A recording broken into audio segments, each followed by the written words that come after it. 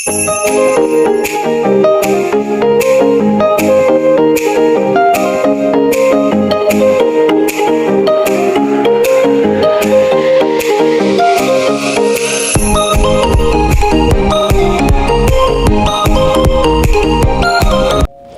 guys! Happy Friday! Ayan, pasensya na kayo at ako'y naka-bathrobe na. Kasi nakapantulog na ako guys. Nasa bahay naman na ako. So, naisipan ko mag-vlog. Yan, today is November 22, 6:07 PM na. So, nasa labas sila. Nagluluto si Harold, si Hailey. Naglalaro. So, sabi ko dito muna ako sa kwarto mag-vlog. So, ayan. Busy ang ano natin ngayon sa work. Pero, masaya naman kasi meron kaming free lunch courtesy ng aming company. Dahil last week, nagkaroon kami ng parang system maintenance sa aming digital banking. So, namigay ang company namin ng tag to $25 budget per employee na pang lunch.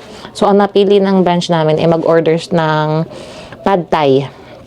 Thai food. So, ako in-order ko pad thai na beef. So, ayan. So, swerte dahil hindi rin ako nagbaon ng lunch today kasi naiwan ko yung aking glass container sa work. Hindi ko siya naiuwi. Inilagay ko kasi sa loob ng fridge yun. Dahil mayroon pa akong konting tirang chicken yata. So, sabi ko makain ko pa siya. Naiwanan ko. So, isip ko na mag-McDo kami ni work bestie ko na si Chris. Yan. So, hindi natuloy dahil may pa-free lunch.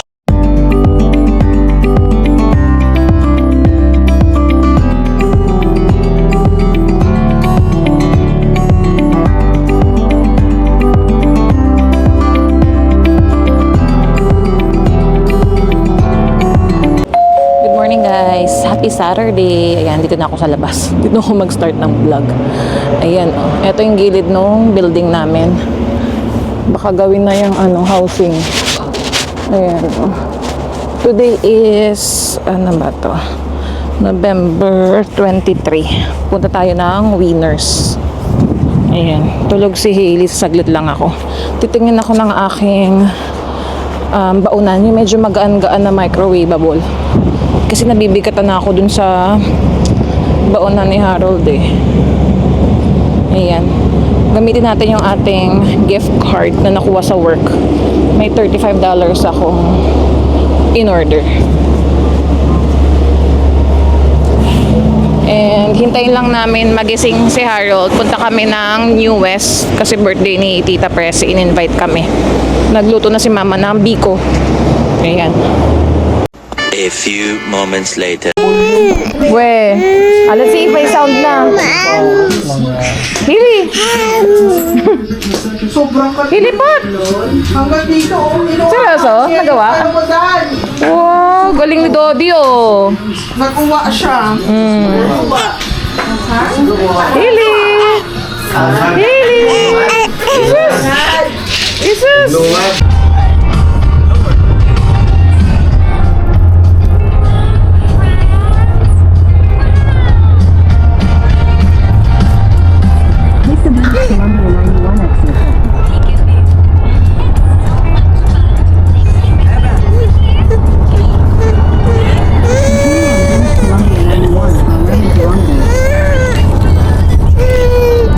Hello guys. Ayan.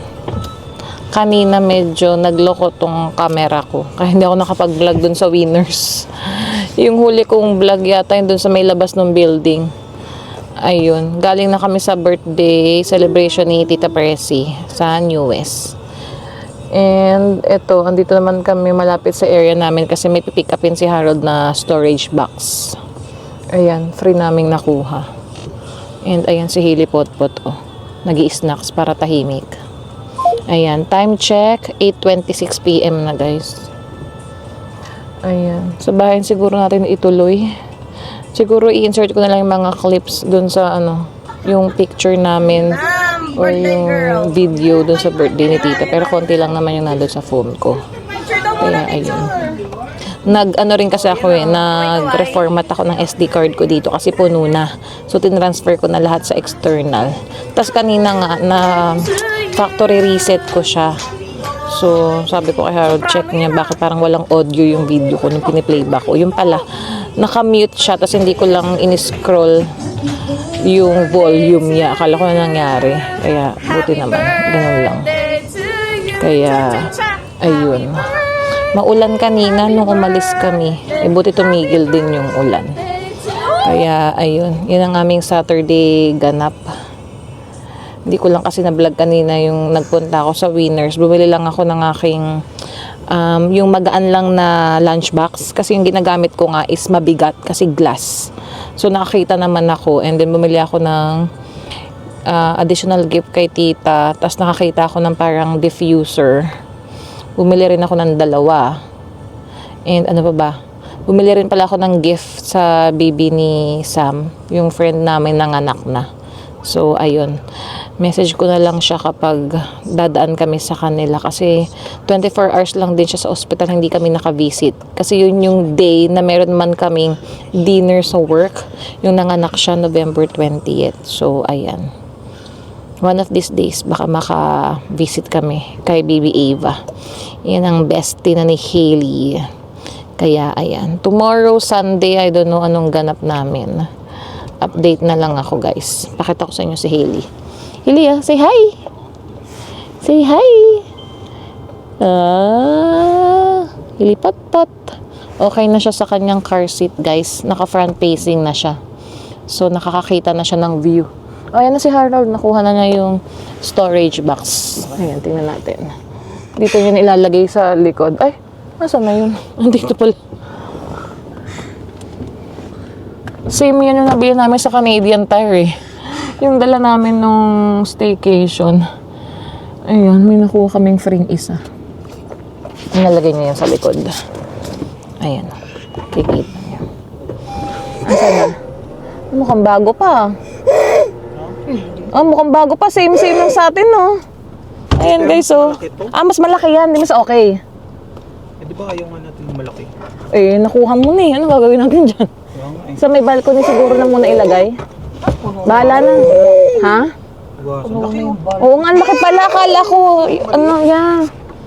Eh wala, nakuha na natin eh. Depende na, bahala na. Meron pa doon yung Oo nga. na hindi Iuwi na natin yun. Ipamimigay ko na siguro yun kasi hindi na natin kailangan yung parang playmats. Akala ko kailanganin natin sa sala eh. Ayan. Ay, naipost ko pala yung pinapanood ni Hailey. Malaki pala yung nakuha namin. Ayan, uwi na kami, guys. Ano lang to, siguro mga 3 minutes from our bahay. Kaya, ayan. Tapusin na natin yung vlog, Hailey. Ayan. Hailey. Ay, nakapost pala eh. What happened? Let's see. Ayan ka lang sa what's in the box. Mamaya na, guys. Ayan na si Harold. Drive na. One eternity later. Nasa bahay na kami, guys. Ayun si Hailey. Time check. 9:10 p.m. Dumaan kami ng Shoppers. Bumili kami nitong CeraVe moisturizing lotion kasi nagkaka-rashes si Hailey dito sa kanyang balikat. Tapos napansin ng mga lola niya doon sa party na ayan nga yung rashes niya. CeraVe daw ang bilhin namin. Kaya, ayan. Tapos nagtanong din ako sa pharmacy kung ano ba talagang pwedeng bilhin kay Hailey na over-the-counter. Sabi nila, itry daw muna natin namin tong CeraVe Baby Moisturizing Lotion. If not, meron siyang sinabi na over-the-counter din na 0.5% na, ano na nga ba yun? Ang tawag doon? Merong ano eto pinicturean ko. Ito, yung hydrocortisone acetate cream na 0.5%. Pero kailangan 5 days lang daw namin siya gamitin. Kapag hindi umubra, yung CeraVe. Ang daldal ni Hailey. Kaya, ayun. Sana umokay. Mahal din ang CeraVe yan. Nasa $21. Tapos yung tax niya is $2. So, parang 24. Something din binayaran ko. Yeah, ayan. Ewan lang kung sa December 14 kasama yung mga gantong baby items na magiging tax-free, guys. Kasi 'di ba kung nabaltaan nyo, magkakaroon kami ng tax-free from December 14 to February 14. So, may mga piling goods, groceries, baby clothes, diapers, toys lang yung magiging tax-free. Yan, 2 months. And then sa April, magbigyan daw ang mga Canadians ng $250 working rebate. Parang working rebate money sa mga nag-earn ng up to 150,000 in a year kung nag-work ka ng 2023. So, yun ang latest. Ang seryo? Ang daming energy pa. Sasalita din eh. Oh. Ayun lang naman, guys. Pagod. Hindi na kami nakadaan kila Sam. Siguro tomorrow na lang. Ito, inaayos na ni Mama yung mga na-Sharon namin. Siyempre, hindi mawawala sa Filipino party ang mga Sharon. May lumpia. Yung biko na ginawa ni Mama, kumuha din kami kasi hindi kami kumuha niyan dito. Binigay namin lahat doon. Yung gawa ni Tita Pressing kare-kare. Oh, chicken wings. Diba? Ang daming na Sharon. Saka ano to? Ay, may cake pa nga. Oh. Ito lasang Red Ribbon. Ang sarap sa Save on Foods. Saka ito parang tuna. Ay, salmon pala siya, guys. Ayun. O, diba? Ang dami namin na Sharon. Happy birthday, Tita Pressy! Oh, happy birthday, Lola Pressy! Thank you. Yeah, thank you for the invite. Ang dami naming na Sharon. Ayan, late, ano na to, upload. Ay, bababay si Hailey, oh. So, that's it for our vlog today, guys, sa aming mga bagong subscribers at mga nakakapanood ng aming vlog. Please consider subscribing. Ayan. So, thank you guys for watching. Please like, share, and subscribe. Hope to see you guys on our next vlog. Bye!